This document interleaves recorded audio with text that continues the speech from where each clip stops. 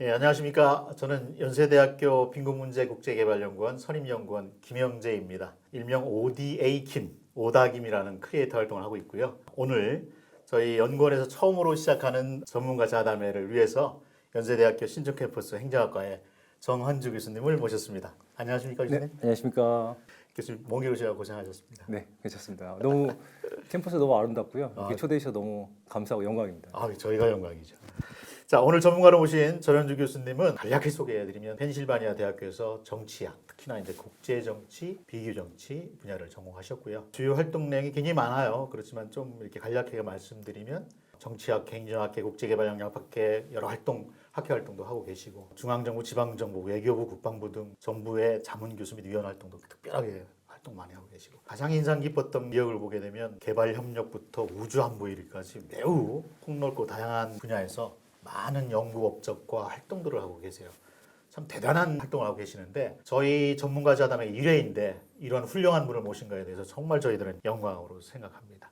그래서 제가 이력 사항 중에 좀 특별한 게 눈에 띄어서 교수님께 직접 질문을 드리려고 합니다. 내용은 뭐냐면 연세대학교 항공전략연구원 안보전략센터장을 맡고 계세요. 이곳은 어떤 성격을 갖고 있는 기관인가요? 제가 알기로는 한 10년 좀 이상 된 것 같은데요. 연세대랑 공군이 서로 협력해가지고 실제로 국방 분야에서도 특히나 공군 관련된 보통 항공우주력이라고 합니다. 항공우주력 관련된 연구라든가 정책 과제도 수행하기 위해서 연구원이 만들어졌고요. 그 중에서도 이제 안에서 뭐 공대 교수님도 계시고 뭐 경제 경영 교수님도 계시고 또 사회과학 분야 교수님도 계십니다. 저는 여기서 안보전략센터장 하는 게 실제로 이제 항공우주력 관련된 여러 가지 정책이라든가 전략들에 대한 연구와 뭐 정책 과제를 수행하고 있습니다. 근데 항공 우주 분야 그러면 굉장히 막연하고 크고 거대하다는 느낌이 들고 뭐 우리 국방부 차원에서 우주사령부를 만든다는 그런 개념도 있고 하는데 교수님이 특별히 이 기관의 센터장을 맡게 된 어떤 동기나 계기가 있었나요 혹시? 특별한 계기는 없고요. 원래 센터장 하셨던 교수님께서 예. 학교 본부에 이제 처장님으로 가시면서 후배 교수들 지금 물색하다가 저한테 연락을 주셔가지고 만만한 게 뭐다. 네, 그래서 제가 센터장을 맡게 됐고요. 그 전에 사실은 저도 우연찮은 기회로 국제 안보 중에서도 실제로 이제 좀 세부적 분야 중에 하나가 무기 체계에 관련된 또 분야가 있습니다. 그래서 저는 이제 4차 산업혁명하고 여러 가지 최근에 있는 여러 가지 기술적 변화들에 관심이 많아가지고 드론 관련해서 관심이 있었고 예. 또 드론도 제가 사실은 소규모지만 드론도 이제 직접 네, 운전하시고. 운전하고 있습니다. 그래서 그렇게 하다가 이제 드론 관련된 연구를 하기 시작했고요. 그러고 나서 이제 좀 더 올라가서 스텔스 전투기 연구를 하다 보니까 야. 공군 연구를 하게 됐고 그래서 이제 그 교수님께서 한번 센터장을 맡아달라고 하셔가지고 하게 됐습니다. 굉장한 분야의 소유자이신 것 같아요. 아닙니다. 일단 무기 체계 중에 특히나 드론이 요즘에 한 이슈인데 그 분야를 또 관심 있게 보고 계시고 또 활동도 하고 계시는군요. 예. 아까도 말씀드렸듯이 굉장히 활동이나 학술 활동들이 굉장히 다양한 분야이고 넓어요. 그리고 특히나 이제 아까 얘기했던 항공 분야라든지 여러 활동들을 하고 계시는데 특히나 제가 이제 궁금한 거는 뭐냐면 국제개발협력이란 ODA, 이 공적개발 원조에 대해서 교수님께서 나름대로 이제 여러 가지 학술 활동과 저설도 있고요. 언제부터 이런 관심을 가지기 시작했고 어떤 계기로 시작하셨는지 좀 궁금합니다. 네, 사실은 다른 국제개발협력 연구자들에 비해서 제가 먼저 시작한 건 아니고요. 사실 저는 후발주자라고 생각합니다. 연구를 시작한 지는 8, 9년 정도 됐고요. 2012년도에 제가 한국에 처음에 들어와서 저희 연세대학교 행정학과에서 수업을 하게 됐습니다. 그래서 지금도 하고 있는데요. 세계 거버넌스와 국제행정이라는 수업인데요. 이 수업을 처음에 개설하게 되고 수업 계획서를 꾸리는데 원래 있는 국제 관계라든가 여러 가지 세계 정치에 관한 그 내용들을 다 다뤘습니다. 뭐 안보도 다루고 국제 정치 경제도 다루고 환경 문제 뭐 한 주씩 이렇게 다 다뤘는데요. 그 당시 학생들 관심 분야를 좀 찾아보다가 국제개발협력이라는 좀 꼭지를 하나 넣어서 한 주 정도는 수업해야겠다라고 했고 그 수업을 하면서 이제 관심을 이제 본격적으로 갖게 됐고요. 그렇다가 이제 저희 대학원생들이 저한테 갑자기 찾아오는 거예요. 하루는 찾아와서 이러이러한 연구를 같이 한번 해보고 싶다고 하는 거예요. 그래서 저는 이제 캠퍼스 온 지 얼마 안 돼가지고 사실은 대학원생들과 공동연구를 하고 싶었는데 마침 그런 계기가 있어서 처음에 이제 한번 해보자. 그래서 그럼 어떻게 시작할까 하다가 이제 데이터가 있어가지고 데이터를 가지고 이제 한번 여러 가지 방법을 시작했던 게 처음이었고요. 그래서 처음에 했던 거에 이제 구속성 원조라고 거기에 대한 연구를 시작했고 그 다음부터는 계속 이게 어떻게 보면 연결이 되는 거예요. 그리고 이제 하다 보니까 저도 예전에 박사과정 때 들었던 수업과 또 연결이 되면서 사실은 그때서부터 제 주 연구 분야가 된 거죠, 사실. 그러시군요.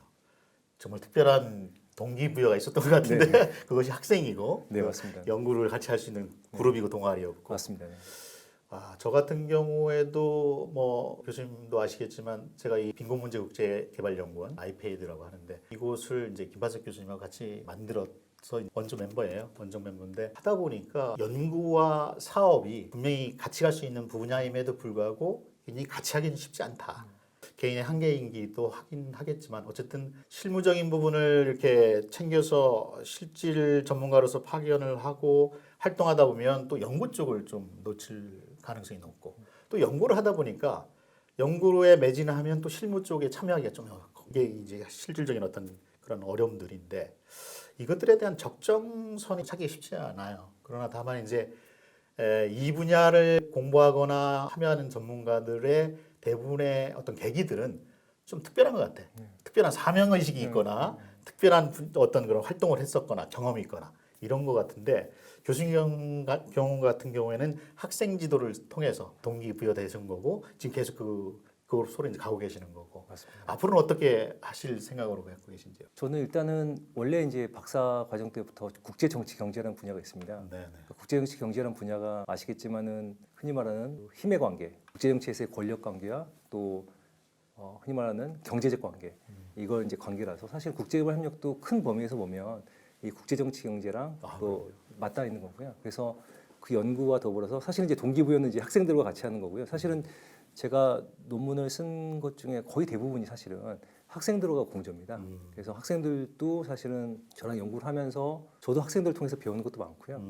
그래서 앞으로도 아마 제 생각에는 주로 학생들하고 많이 좀 공동 연구를 하고 싶고요. 또 특히 나아가서는 저희 뭐 지도학생이라든가 뭐 지도학생 아닌 또 대학원생들 중에서도 원래부터 국제협력에 관심 있는 친구들이 많이 있습니다. 또 사업을 직접 했던 분들도 많이 있고요. 또 동시에 뭐 몽골이나 베트남에서 또 코이카 봉사단 활동했던 학생들도 있어가지고 저는 사실 현장 경험이 많지는 않습니다. 선생님처럼 이렇게 실제 사업하기보다는 주로 연구 쪽에 접근해가지고 사실 부족한 부분들이 말씀하셨듯이 실무적인 부분 또 실제 현장에서의 부분들 제가 전문성이 많이 떨어지기 때문에 사실은 그런 공동 작업을 통해서 협업을 통해서 많이 배우는 것 같고요. 저는 앞으로 연구가 사실은 아시겠지만은 어느 한쪽만 잘해서는 실제로 현실 적실성이 높은 연구도 힘들고요.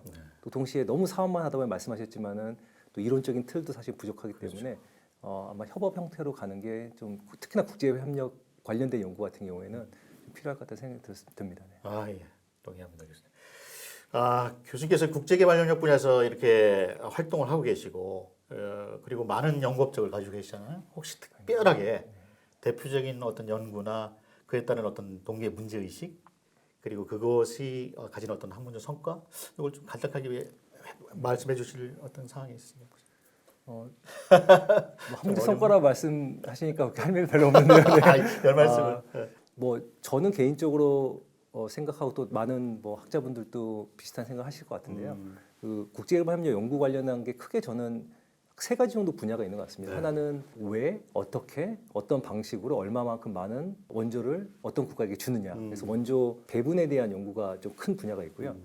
또 하나는 효과성에 대한 부분입니다. 그래서 이 원조가 국제개발 협력을 하거나 공적개발 원조를 줬을 때 이 공여국의 뿐만 아니라 이 수원국의 어떤 정치, 경제, 사회, 문화적인 효과가 발생하는가, 과연 이게 효과적인가 그렇지 않은가, 어떤 조건에서 효과적인가 이런 연구가 또 있고요. 마지막 세 번째는 뭐 국제협력 관련된 법, 제도, 거버넌스 여러 가지 그런 이제 분야가 있는 것 같습니다. 저는 제가 했던 연구를 보면은 이 후자에 있는 부분도 몇 가지 있는데요. 대부분 연구가 아마 이 전반부에 있는 것 같습니다. 그래서 원조 배분에 관한 연구를 많이 했고요. 특히나 저는 여러 개발학을 하셨던 원래 전공자분들도 연구가 원래 많이 돼 있었고요. 또 후발주자이기 때문에 좀 기존의 연구가 없었던 부분을 많이 했던 것 같아요. 그래서 예를 들면은 그래도 제가 좀 약간 이 학문 분야에 기여를 했다고 생각하는 게 전통적인 공여 행위자라고 하시는 국가가 아닌 비국가 행위자들 내지는 국가인데 국가 내에서 국가를 약간 분해해 봤을 때 여러 가지 정부 부처가 아시겠지만은 우리나라도 뭐 외교부라든가 기재부, 코이카, EDCF 말고도 한 30개 이상 되는 정부 부처가 그렇죠. 또 독자적으로 오디를 하고 있습니다. 그래서 부처가 어떤 인센티브로 어떤 원인으로 원조를 주는가. 또 지방 정부는 우리 지방 정부도 또 많이 원조를 하고 있습니다. 그래서 그럼요. 지방 정부는 경북도 어떤 지방 정부가 어떤 조건에서 원조를 주는가. 또 우리나라에 있는 다양한 개발 NGO들이 있습니다. NGO들은 어떻게 주는 거에서 제가 약간 그래도 뭐 정말 부족하고 정말 미미하지만 기존 연구에서 좀 기여하는 부분들은 이러한 그전에 한국에서 특히나 이렇게 논의가 잘 안 됐던 이 행위자들의 원조 그 인센티브라든가 동기에 대한 연구를 좀 많이 했던 것 같습니다. 네. 네, 감사합니다. 개발협력 연구와 관련해서 만약에 이 후배 이제 학문 세대들이 교수님께 조언을 부탁한다면 향후에 어떤 연구 분야가 좀 이렇게 더 필요하고 그리고 어떤 방식으로 접근했으면 좋겠다라는 그런 의견이 계시면 말씀해 주시면 감사하겠습니다. 저도 사실은 그 중에 한 명이죠. 저도 네, 이제 그렇죠. 뭐 연구를 계속 하는 입장이고요. 또 앞으로 계속 국제협력 관련된 연구를 해야 되는 입장에서 봤을 때 저도 사실은 지난 8, 9년 정도 연구를 하면서 좀 매너리즘에 빠진 것 같아요. 그래서 최근에 들어서 앞으로 이제 5년, 10년을 봤을 때 사실 어떤 연구를 해야 될 것인가 고민을 많이 했습니다. 근데 지금 이슈는 어쨌든 코로나19가 제일 큰 것 같고요. 그렇죠. 코로나19 팬데믹이 SDGs 달성과 어떤 관계를 맺으면서 진행될지 또 어떤 영향을 끼칠 건지 또 SDGs가 사실은 이제 얼마 남지 않았습니다. 네, 그렇죠. 그래서 그때까지에 어떻게 하면 최대한 효과를 거둘 수 있을 건지에 대한 연구가 좀 될 것 같고요.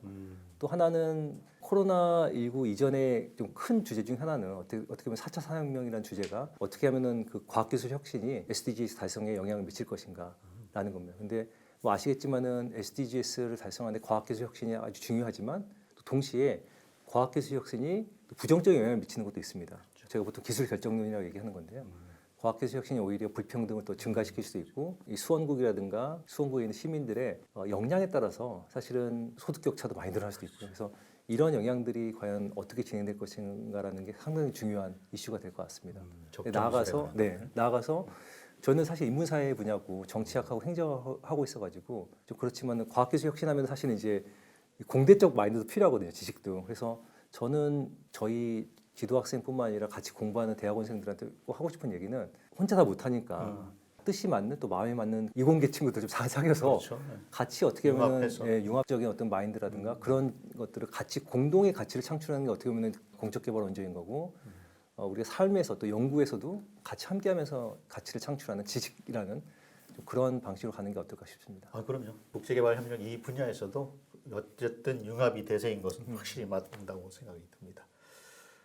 교수님께서 한국의 이제 개발협력 사업에 관해서 연구도 하시고 활동도 하시고 또 정부 중앙부처에서 나름대로 전략 같은 것도 계획하신 걸로 제가 이력을 봐서 알 수 있었는데 나름대로 교수님이 보시는 이 한국의 개발협력 사업에 대한 어떤 전반적인 평가 그리고 향후 우리가 어떠한 점에 좀 매진해서 지향을 할 것인지에 관한 어떤 그런 생각들 간략하게 말씀해 주시면 어떠십니까?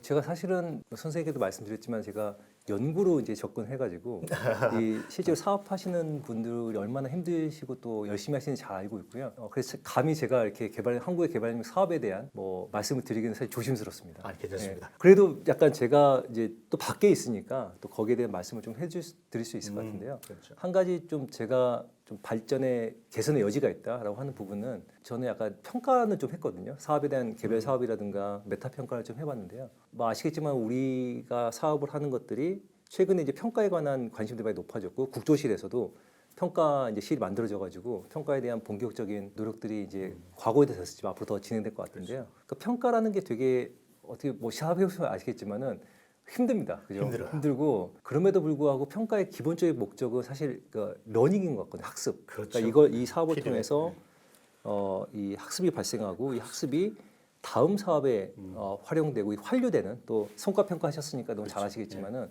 그러니까 사업을 너무 열심히 하고 다 잘하지만은 이 사업에서 얻은 게 잘 이 학습이 누적돼 가지고 축적돼 가지고 유사한 사업이라든가 후속 사업에 이제 환류가 되는 그렇습니다. 정말 중요한데 아직까지는 이 부분이 조금 약한 것 같아요. 그러니까 평가까지도 잘 하시는데 이거 어떻게 사용할지에 대한 것들이 아직 체계적이지 않은 것 같아서 아마 그 부분이 저는 좀 앞으로 한국의 개발협력 사업이 좀 나아갈 방향이 아닌가라는 생각이 듭니다. 아, 좋으신 말씀하셨어요. 제가 베트남하고 루안다의 성과 관리 모니터링 앤 에벌루션의 그런 담당자로 참여를 하고 있고 지금 계획되어 있고 하는데 성과 평가가 갈수록 더 뭐랄까요? 더 타이트해진다고 할까? 방법론도 굉장히 튼튼해지고 그런 측면에서 본다면 이 기존에 있었던 어떤 성과 평가의 방식 갖고는 한계가 있고 좀 더 다른 어떤 다양한 방법, 접근 방법을 통해서 여러 가지 여러 가지 방법들이 있고 또 통계 분석 방법도 있으니까 이런 것들이 더 녹아져서 진행돼야 될 것 같고 또 하나는 이제 아시다시피 코이카 자체에서도 평가실이 또 있어서 그쪽에서 그걸 또 원하고 있어요. 그런 측면에서 본다면 성과 평가의 현지나 또는 향후의 전문가들은 더 많은 공부를 하고 그와 같은 어떤 평가에 적합한 그런 어떤 능력을 가지고 접근해야 되지 않을까 이런 생각을 저도 개인적으로 늘 하고 있습니다. 아 이렇게 오다 보니까 또 마지막 질문이 됐네요, 교수님. 네. 너무 빠른데요. 빨라 그러니까. 향후에 네. 국제개발 협력과 관련해서 교수님이 생각하고 계시는 연구 계획 그리고 만약에 이제 현재 교수님께서 머문다고 계신 곳이 신촌 캠퍼스시잖아요. 저희가 이제 미래 캠퍼스하고 저희 연구원이 현재 여기에 있는데 혹시 협력 방안이 있다고 하신다면 어떤 생각 갖고 계시는지 한번 듣고 싶습니다. 네, 저는 연구 계획은 아까도 말씀드렸듯이 제가 지난 8년 정도의 연구는 주로 원조 배분에 대한 연구를 많이 했고요. 이제는 좀 현장에서 효과성에 대한 연구를 좀 하고 싶더라고요. 그래서 이 원조가 과연 어떤 조건에서 어떤 지역에서 얼마만큼 효과를 갖는지를 특히나 과학기술 혁신 쪽에서 좀 보고 싶다는 생각이 들었습니다. 그리고 또 하나의 연구 분야는 저는 이제 예전에 처음 연구도 구속성 원조로 시작했지만 네. 다시 좀 초심으로 돌아가고 싶더라고요. 그래서 이 구속성 원조라는 게 사실은 어쨌든 원조 규범상에 있어서는 안 좋은 것이고 원조 비용을 상당히 높여주고 있어서 사실은 비구속화하자는 게 그 원조의 규범입니다. 사실 근데 저는 학자로서 항상 문제를 좀 약간 새로운 각도로 보고 싶긴 하거든요. 그래서 이 구속성 원조가 과연 많은 경우에 비구속화를 시켜도 요즘 실질적으로 구속화되는 경우가 상당히 많습니다. 그렇죠. 그러니까 뭐 영국 같은 경우나 일본 같은 경우도 많은 부분 비구속화를 했음에도 불구하고 실제로 거의 한 절반 정도가 다 각 자국의 기업들로 다 이제 들어가거든요. 그래서 이런 비구속성 원조의 구속화 현상이 발생하는 그 실증적인 어떤 연구와 또 실제로 그렇다면은 구속성 연구가 과연 정말로 나쁜 것인가? 그러니까 그 단기적으로 봤을 때는 원조 비용을 상승시키지만 어떻게 보면은 이 민간 자금이 오히려 더 들어갈 수 있는 또 촉매제가 될 수 있다는 생각이 들어서 근데 이런 연구가 80년대, 90년대 초반까지만 있고 최근에는 아예 이게 원조 비구속화가 너무나 약간 제 생각에 신화화됐달까요? 실제로 실질적인 연구가 없더라고요, 사실. 그래서 그런 연구를 좀 한번 해보고 싶긴 합니다.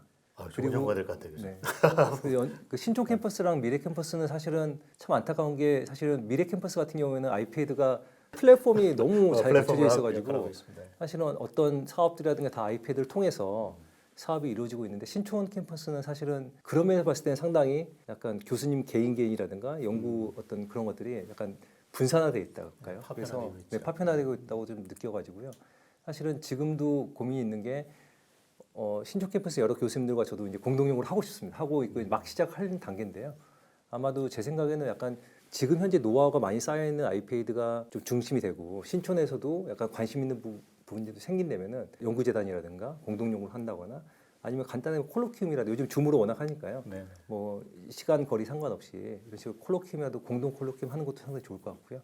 일단은 근데도 연구를 하려면 관심 있는 연구도 좀 맞아야 될 것 같아요. 그래서 그런 것들을 좀 제가 같이 개발해 나가면서 저도 이제 오늘 소장님도 뵙고 또 얼마만큼 또 저희 행정학끼리도 또 교류가 있었거든요, 사실. 그래서 이런 교류들을 좀 발전시켜 나가면서 제도화시키는 게 좀 중요할 것 같아요. 그럼요. 밥부터 먹고 그때부터 뛰기 시작해야 되는 거죠. 좋습니다. 자주 밥 먹으러 오십시오. 네네. 오십시오. 그러니까 네. 왔다 갔다 해야 되겠죠. 네. 자, 오늘 자담회 일정에 참여해 주셔서 정말로 교수님 감사드립니다. 덕분에 참 유익하고 폭넓은 지식의 하는 시간을 가지게 되어서 저도 굉장히 행복했고요. 끝으로 저희 스태프들이 교수님께 네. 작은 선물을 좀 준비했다고 해요. 아, 네. 근데 그냥 드리진 않습니다, 저희가. 아, 네. 그냥 드리면 집단 어떤 항의를 받아. 아, 네. 그래서 퀴즈를 맞추시면 상품을 드리는 그런 시간을 갖도록 하겠습니다. 네. 혹시 제가 아이패드 퀴즈라고 물으면 말씀해 주시면 감사하겠습니다. 네. 아이패드 퀴즈. 예스. 자, 퀴즈를 내드리겠습니다. 다음 중 아이패드, 네. 아이패드는 빈곤문제 국제개발연구원입니다. 아이패드에서 ODA 사업을 수행하고 있는 국가가 아닌 것은 아, 네. 1번 베트남, 네. 2번 동티모르, 3번 우간다, 4번 에티오피아, 5번 가나, 6번 르완다. Answer is? 알 것 같습니다. 네. 말씀하세요. 우간다 아닌가요? 정답입니다. 아이고 축하드립니다. 감사합니다. 선물 드려주세요. 네, 진짜 주시는 건가요? 감사합니다. 감사합니다. 이거 10년을 기울인 선물. 네, 너무 감사합니다. 제가 너무... 뭔진 몰라. 저도. 네. 우리 스태프들이 준비해가지고. 자, 감사드리고요. 다시 한번 우리 전문가 자담에 참여해 주셔서 감사드리고 코로나의 건강을 해치지 않도록 좋은 건강 조심하시고 그리고 더욱 활발한 연구와 그다음 활동들 계속 보여주시고 저희들도 적극 교수님을 응원하고 그리고 또 하나 꼭 저희들과 코퍼레이션 협력을 해서 사업이나 연구나 여러 가지를 같이 해나가는 그런 동료이자 학술자들이 될 수 있도록 기원하겠습니다. 감사드립니다, 교수님. 네, 감사합니다. 처음 이렇게 전 첫 자리인지 몰랐거든요. 그 첫 자리예요. 네, 처음 초대해서 너무 저는 감사하고 또 영광이었습니다. 사실은 이 국제일반 협력을 하는 연구자로서 또 같은 공동 연구자로서 이런 기회들이 사실은 더 많아야 된다고 생각하고요. 이렇게 초대해 주셨지만 저희도 나름대로 또 초대할 계획을 또 가지고 또 협업 계속했으면 좋겠습니다. 정말 네, 감사합니다. 감사합니다, 교수님.